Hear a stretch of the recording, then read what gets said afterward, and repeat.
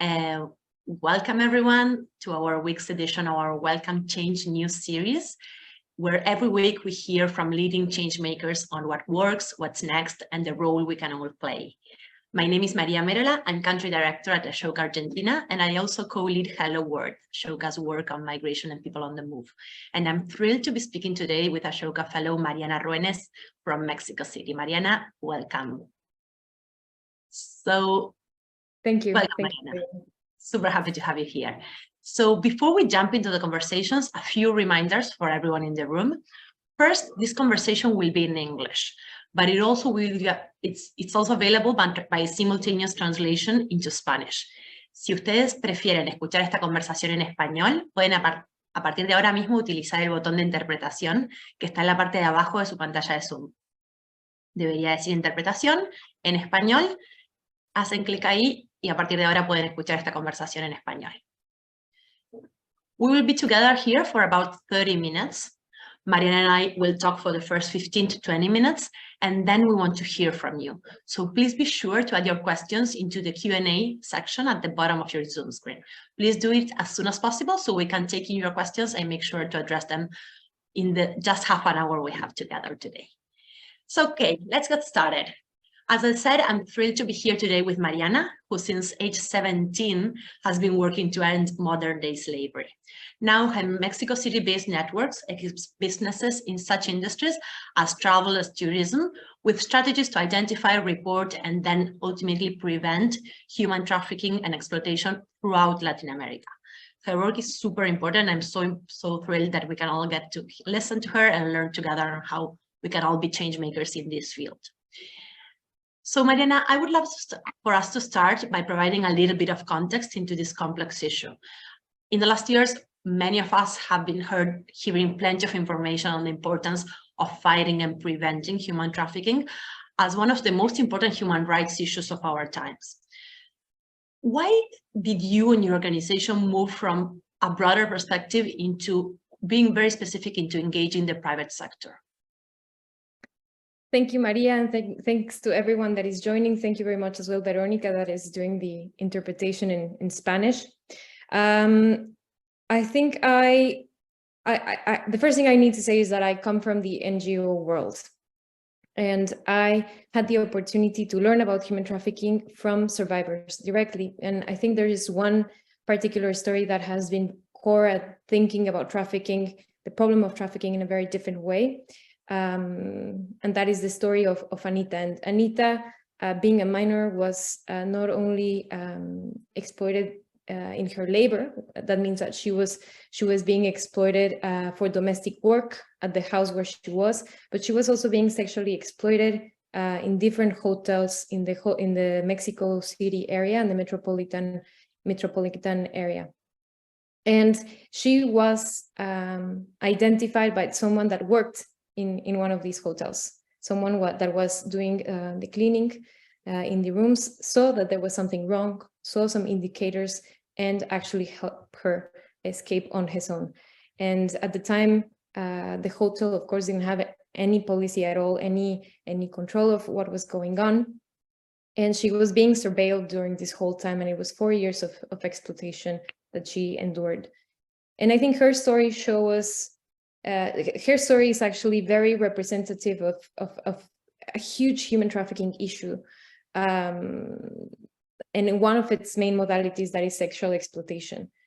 So why we're focusing in the private sector is because a lot of the human trafficking problematic is taking place physically in legitimate businesses. And although human trafficking is an illegitimate business in itself, it is using the cities and other local economic sectors the way that we use it. What does this mean?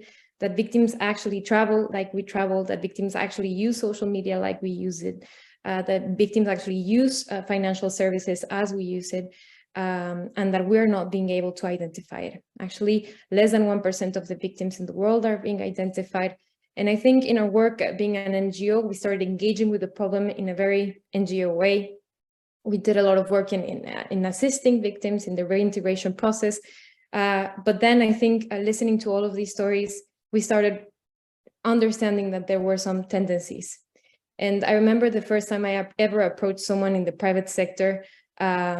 It was someone in the transport industry, in the bus. So it was a big bus company in Mexico that actually had a very important part of a very important route that we knew that was being used to move victims around for sexual exploitation, particularly minors in the center of cities. So it's an important network that is taking place in the center of the country, and buses are being used to move victims around. And so I remember the first time I approached this businessman, and I told him, like, this is actually happening, and this is a risk to your business, and there are some things, some policies that you can implement to actually prevent this. And this was many years ago. This was like 5-6 years ago. And I remember that his response was, what is the evidence that this is actually taking place? So I would say that we turned into the private sector because our evidence guided us toward the private sector. The little information there is on trafficking that we know from survivors, from victims, has led us to actually understand how the private sector is being engaged in this process. And so what we started doing was systematizing all these stories, like Anita's story, creating a database, becoming really good at doing research to actually be able to map exactly how, when, and where trafficking was taking place, and to be able to come back to these businesses and say, look, 20% of this certain type of trafficking is being moved around in your business, and you have a responsibility to engage with it. But then also we are going to help you do it. So I think that's one example as to how we're trying to make these risks for business visible, and how we believe that these sectors actually have a key role in combating human trafficking. That's wonderful, Mariana. And I'm surprised. Of course, we know the numbers are huge, but you mentioned just 1% of the victims and of the trafficking is actually found as evidence. Do you have any estimations about the number, the size of the problem? How many Anitas are out there? How can we size such an issue that is into the formal sector, but is also underlying it? First thing we need to know about trafficking is that it's widely undocumented. We know very little about the crime, and the numbers we have are estimations, and actually institutions actually don't agree necessarily in how many victims there are out there.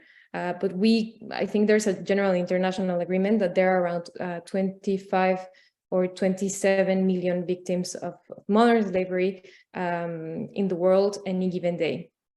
And I think the COVID-19 pandemic, climate crisis, and armed conflict has definitely triggered some of these numbers because people find themselves in a very vulnerable situations, in extreme poverty, in unsafe migration, and these situations actually will trigger human trafficking as well. So I think something that is very important to take into account is what the lack of numbers, what the gap in the numbers is actually telling us, and that is that there is a universe of trafficking that we're not able to understand or identify, and we need to actually let's say we need to reevaluate the way in which we are naming the crime. The last report of the UNODC 2021 actually showed a very important number that I would like to share today, and that is that there has been a very important change in the tendencies of identification in the last 15 years. What does that mean? That in our countries, for example, in Mexico, we have started to identify more and more victims that are Mexican, that have been exploited in Mexican, whereas before we only identified victims that were, for example, foreign. There have been other increases in terms of changes in identification tendencies. For example, we have understood that there is a very important number as well of labor exploitation and of forced labor taking place. So we have not yet finished understanding and naming possible situations that might be considered trafficking and exploitation. And I think this is something very important. Actually recognizing that the more we study, the more we understand, the more we document cases on trafficking, the more we understand how it is present and prevalent in the private sector. Because actually from the global estimates, we know that at least 40% of all the trafficking and exploitation is actually taking place in very key industries, like, for example, agriculture, fishing, constructing, and domestic services. And from our own research and also learning a lot from the little research that there exists, for example, in the US, we've learned also that there are other industries that are being touched by trafficking and that are intersecting with trafficking, which are precisely tech industries, but also travel and tourism industries. No, for example, hotels are one of the places where most human trafficking in terms of sexual exploitation of women, of children, are taking place. So if I understand correctly, so this is why you and your organization are speaking mostly of modern day slavery or modern slavery and moving away from the human trafficking term. Is that the case? Because it doesn't always imply mobilization of victims, but it can happen in the same place where victims belong or into their same hometown, let's say. Yeah, I think our research has led us to kind of look at other frameworks of engaging with the private sector.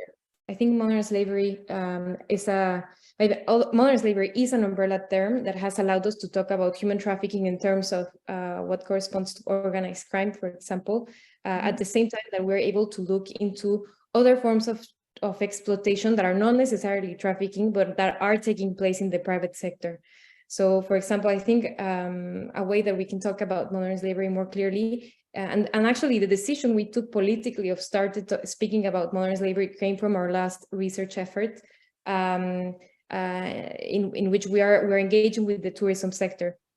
And so, for example, our research has shown us that, confirmed that, yeah, hotels in Mexico, for example, especially in the Caribbean, are very exposed to being used for the exploitation of women and children, particularly girls. So we know that they're vulnerable to this type of utilization of their infrastructure, the tourism infrastructure. But while doing our research, we also actually realized that there's a lot of risky labor practices that are conducted by hotels in terms of hiring, for example, migrant population or indigenous population, or even women in the intersection of both groups. So we don't want to use the word human trafficking necessarily to engage this problematic with hotels. And the modern slavery framework has actually been very, very innovative, I feel, in providing solutions to understand what modern slavery might actually look like in modern day context, and to maybe give us an alternative as well to not use the human rights and business framework, which can also be very complicated for big businesses to adopt. And so the modern slavery definition, let's say, will understand human trafficking as one of the ways of exploitation, but it will encompass any situation in which a person cannot refuse or leave because of threats, violence, abuse of power, or any other situation of vulnerability that might be there.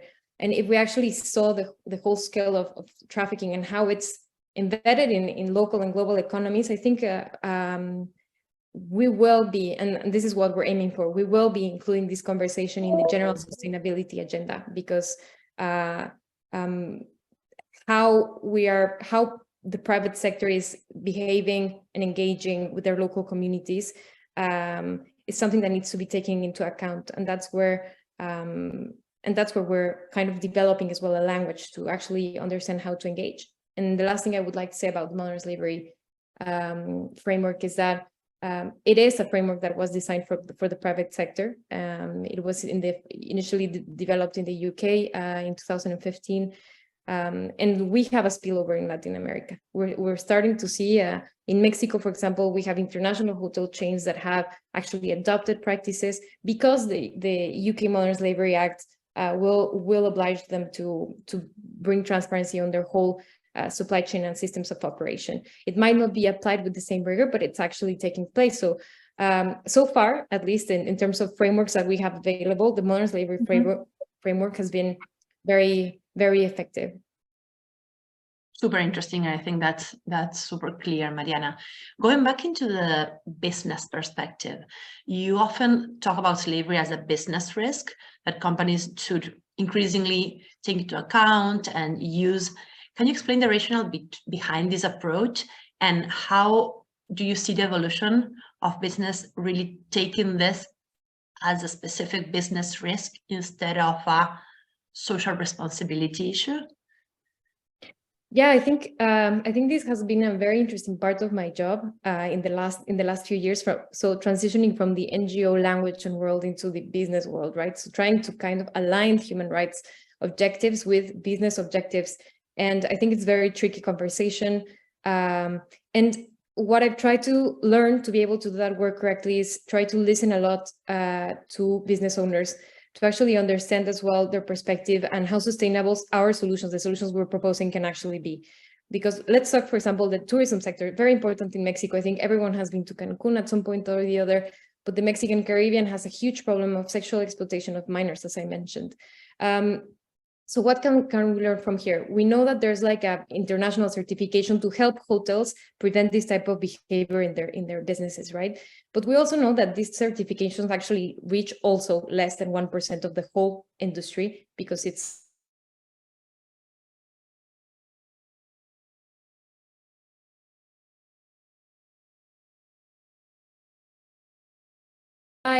I think, or the good question is, why have these certifications and these good practices failed to reach the sector?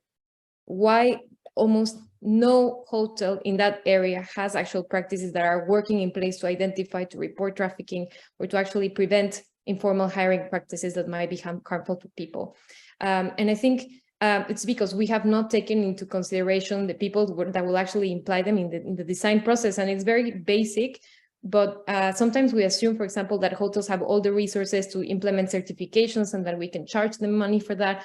And we actually realize that they usually don't. And I think it's part of our work to design solutions, listening to them, listening to the private sector, so that we can actually find solutions that will be applied in a medium to long term vision. For example, actually, I learned this from hotel owners, because when we surveyed 200 hotel owners, and we have learned so much from them, from their experience. And actually, more than 90% of them want to implement practices against trafficking. And they say that it's urgent. They say that they need it.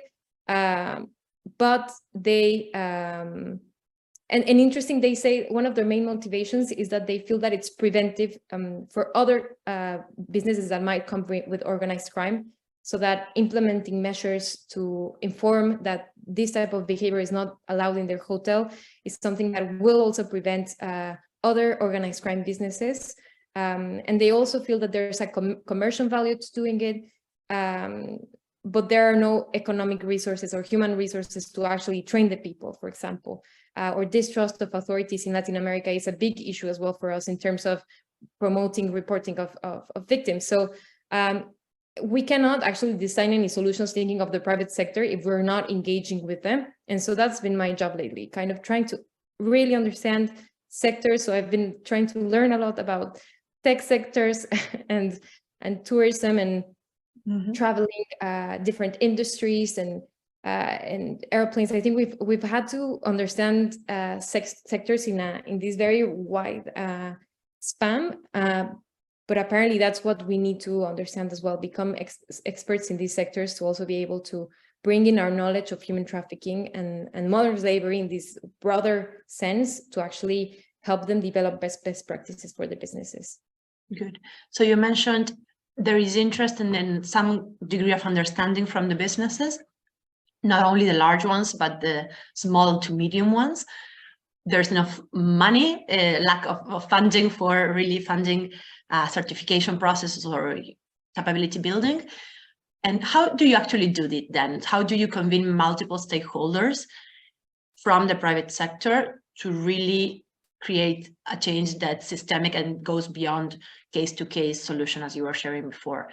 Do you have some example or story around this, so we all make sure to understand it, how this approach works? Yeah, I think in the Latin American context, where we don't have a lot of legislation, so as I mentioned, most good practices that we have are a spillover of US and European legislation or international legislation. so this makes it kind of hard to work because we don't have like standards sometimes for these sectors in these kind of new conversations. And they are new because it's barely in 2007, 2012 that we had the first legislation on human trafficking. So we can only expect it to actually evolve. But so far, actually what I have learned is that there is a lot that can be done. Until we get to that point, there is a lot that can be done with multi-stakeholder initiatives. And so what we've been working on is understanding how we can engage the private sector to actually generate that solution, that resource in a way, and to create the agreements between sectors. So for example, right now with the hotel sector that I've been talking about, we are working with important key actors in the sector to be able to create an agreement on what are the standards, or where are we raising the standards of the prevention of sexual exploitation, but also of labor, right? And I think that's going to be a very interesting experience for us, that it's only now starting. But for example, I think we have other interesting, and I think there's an amazing example that I can share, and that is the partnership that we actually did with Uber. It's been 5 years that we've been engaging with the Uber team to actually help the identification of victims in the cities. So for example, we understood at some point that drivers and couriers are actually everywhere in the cities. They know everything, they see everything. We call the campaign Eyes Everywhere. And so what we did was, what the question was, how can we use technology to actually give very particular information to these key citizens that are everywhere, for them to actually learn how to identify and report safely. And what technology allowed us was to also experiment in different types of communication and training strategies to be able to give them information that might be actionable to actually help victim identification. And it's an initiative that we have replicated to other countries. We have replicated this in Guatemala, in Panama, in El Salvador, I think. And I think also what was very interesting was that we could create a lot of knowledge in terms of what's working and what's not working. I think there's so much information still missing in terms of actually how to train, for example, first respondents to actually identify trafficking, and actually measure the impact of that, no? So that is something that Uber technology, for example, also allowed, that we conducted an impact evaluation program afterwards, and we were able to start studying. For example, there's a big, as I mentioned, there's a lot of distrust in authorities in Mexico to report. So we actually realized what type of information we can provide this key citizen to be more willing and to be more trustful of the reporting process, right? So it's behavioral change in terms of reporting crime, no, in the case of human trafficking. So I think that was my first experience working with businesses, and I've learned a lot. It taught me that technology can actually be a very important part of the solution, and that's now we're using even that idea in terms of how we can impact the tourism sector overall. That's super interesting. I have tons of questions, but the audience has too. So I'm going to just take a few because they're super interesting. And one of our members of the conversation, Andy, is saying Mexico will co-host the 2026 FIFA Men's World Cup, with events hosted in 3 cities in Mexico. Do you have a sense of how human trafficking will intersect with the World Cup events? And we could even bring it larger to modern slavery, right? Are there any predictions, things you are seeing in the horizon for the World Cup, or also things businesses could do in advance? I think that massive events like those have always, like, we know that they always have a huge consequence locally, because we have a lot of foreigners coming over into cities, and I think it kind of will be the same response as what we have for tourism and in general. I think businesses need to be ready to understand what it might imply, and I think it's something I don't want to answer lightly, because we know there's a huge problem of sexual exploitation when we have massive events, you know, of local communities. Even in Mexico, we have a lot of exploitation of migrant people that are in the process of crossing over the country.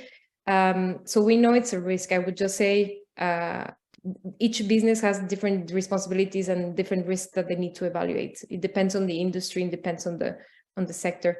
And then in these events, I think there's a lot of responsibility that is attributed to government. Government has a big responsibility in protecting local communities and collaborating with businesses to be able to generate an appropriate response.